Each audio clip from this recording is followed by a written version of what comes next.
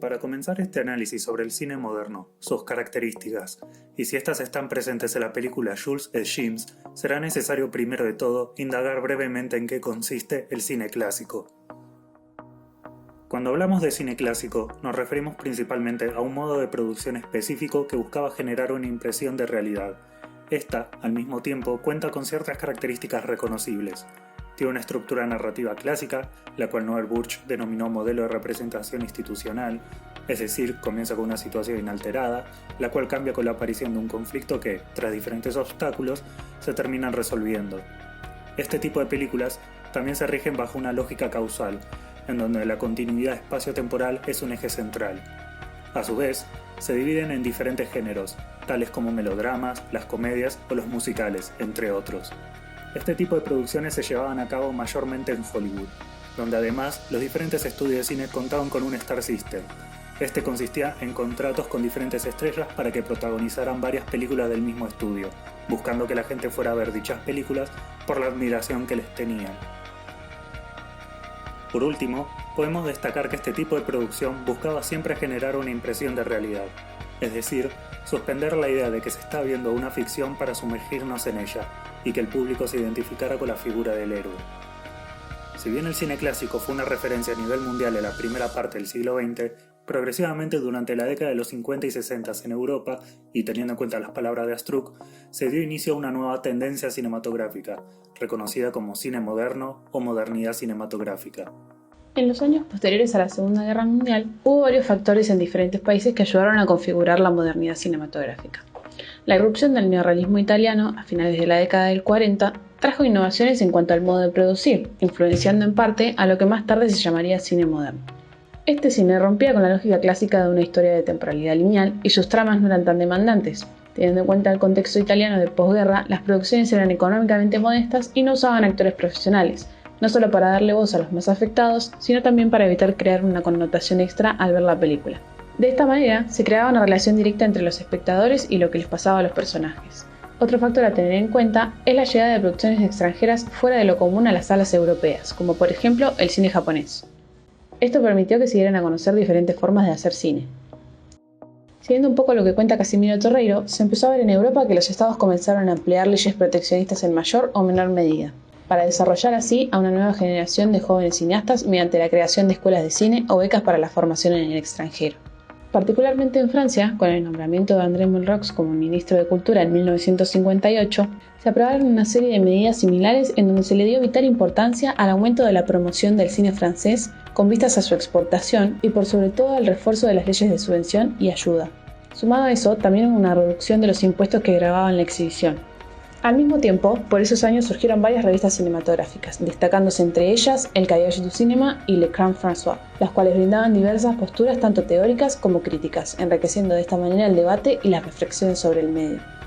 Proponían pensar el cine de un determinado lugar, dándole un nuevo sentido artístico a la práctica crítica, buscando que se destaque y que tenga un significado más allá de aquel cine industrial.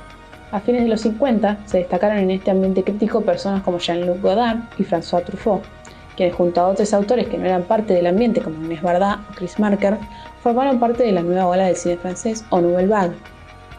Este era un grupo de jóvenes cineastas que reflexionaban sobre el medio en el que trabajaban, además de innovar en las formas y recursos técnicos en sus filmes. Tenían control total de sus obras, las cuales eran realizadas con pocos medios, y alguien que se destacó particularmente por esto fue Raoul Coutard, quien trabajó además con Godard y Truffaut. Este último dirigió Jules et Jim, película en la que también contó con Coutard como director de fotografía y que analizaremos más adelante. Si bien la modernidad es algo que está presente en todas las artes, cuando nos referimos a esta, hay que entender que su presencia se debe a la existencia de un paradigma clasicista. Al hablar específicamente del cine, podríamos decir que según el texto La modernidad cinematográfica de Enrique Monterde, el clasicismo está constituido por la idea de un modelo universal y natural, en donde perduran ciertos valores tradicionales y normativas canónicas, que traen consigo criterios de perfección. Por su parte, y si bien se genera una constante discusión entre diferentes autores, cuando se habla de modernidad, podemos destacar algunos aspectos que la diferencian del modelo clasicista. Por un lado, la idea de conciencia lingüística, que conlleva una reflexión de sí misma como medio y sus capacidades lingüísticas. Asimismo, busca hacer entender al espectador, de manera implícita o explícita, que aquello que está viendo no es real, sino que es un producto, una ficción, dejando de lado la invisibilidad del dispositivo. Por lo tanto, se deja a un segundo plano el contenido y se prioriza la forma, dejando lugar a la experimentación. Conceptos como el azar y la casualidad predominan por encima de una fuerte verosimilitud. Teniendo en cuenta lo que planteaba Alexander Astruc, el autor cuenta con la libertad creativa para poder expresarse artísticamente, mostrando su interpretación y punto de vista del mundo que lo rodea. De esta manera, entra en juego también lo inconsciente, la expresividad emocional. Sumado a lo ya mencionado, el cine moderno cuenta con un tratamiento diferente de sus personajes, como así también el modo de narrar o la puesta en escena o de cámara.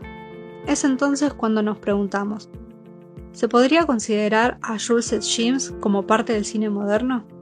Jules et James es una película dirigida por Francis Truffaut, estrenada en 1962. La historia gira en torno a dos amigos, un francés llamado Jim y un alemán llamado Jules.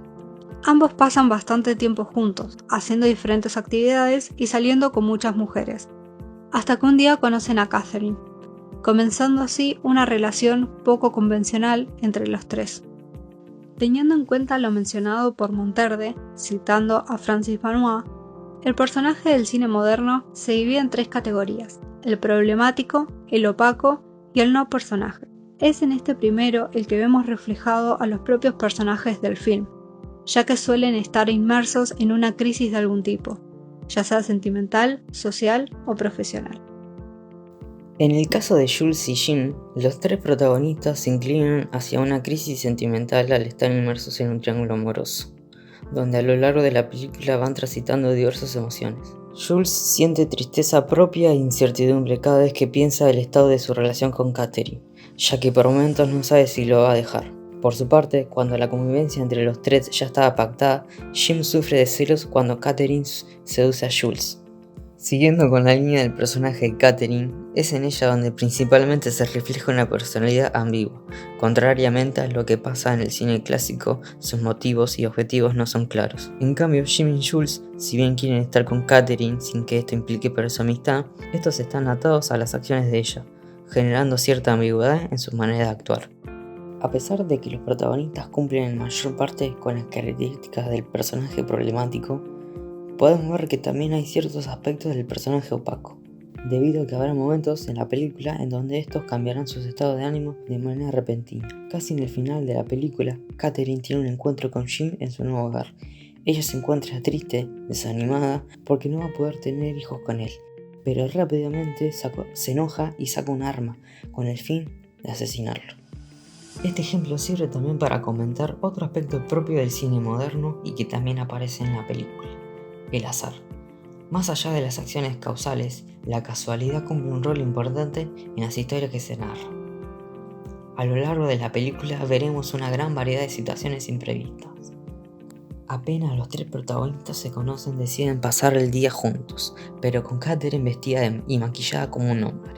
Otros ejemplos que se pueden mencionar es cuando, volviendo de ver una obra de teatro, Catherine decide tirarse al mar, o cuando ella le da una cachetada a Jules y este reacciona riéndose. Son este tipo de situaciones azarosas las que toman desprevenido al espectador. Esto se contrapone a lo que pasaba con la narratividad clásica de Orwell, donde el valor estaba centrado en mostrar una narratividad mimética, regida por un orden causal con estándares específicos marcados por la transparencia y la inmediatez. Tal como mencionamos anteriormente, en el cine moderno se busca hacer entender al espectador que aquello que está viendo no es real, sino un producto fílmico. En el caso de Jules et Jim, creemos que esta idea se ejecutaba de una manera más implícita, a diferencia de otras obras en donde esto era más notorio, como es el caso del cine de Jean-Luc Godard, en donde, por ejemplo, sus personajes miran a cámara rompiendo la cuarta pared, tal como sucede en Sin Aliento o Una mujer es una mujer. En el film de Truffaut, el recurso que más potencia esta idea es el uso de un narrador a lo largo de la película. No solo se encarga de introducir a Jim y Jules al público y comentar cómo se conocieron, sino que esta figura omnipresente cumple diferentes funciones. A veces describe cómo se sienten los personajes, como también por momentos detalla situaciones que están sucediendo en pantalla o que nunca se le muestran al espectador. Esta idea de autoconciencia del dispositivo se desarrolla también en ciertos momentos a través del montaje. En el primer encuentro entre Jules y Catherine, antes de que finalice la escena, la imagen cambia su formato centralizándose en Catherine y Jules, dejando solo a estos en cuadro. Otros ejemplos incluyen congelamientos breves de fotogramas, la inclusión de subtítulos o una escena cerca del final en donde mientras se ven tomas aéreas de la ciudad, vemos en una especie de fundido a Catherine citando el contenido de su carta a Jim. Más allá del guión, es a través de la puesta de cámara y escena en donde se termina de configurar y completar el punto de vista del realizador. Vemos que la cámara es más dinámica y distendida, sigue la acción de los personajes, es fluida y siempre está en movimiento. A veces acompaña la voz en off con un montaje característico. En conclusión, observamos que el film comparte algunos rasgos propios del cine moderno y creemos que posiblemente Truffaut compartía la idea de plantear el cine de otra manera, priorizando la forma, sus recursos y sus capacidades. Teniendo en cuenta el momento en el que la película fue realizada, consideramos que Truffaut quería generar una reflexión en el espectador y que se debatiera sobre el tema abordado, ya que tuvo una visión más innovadora respecto a las formas que tienen las personas de relacionarse y cómo generan sus vínculos afectivos, así como también las limitaciones o conflictos que pueden implicar.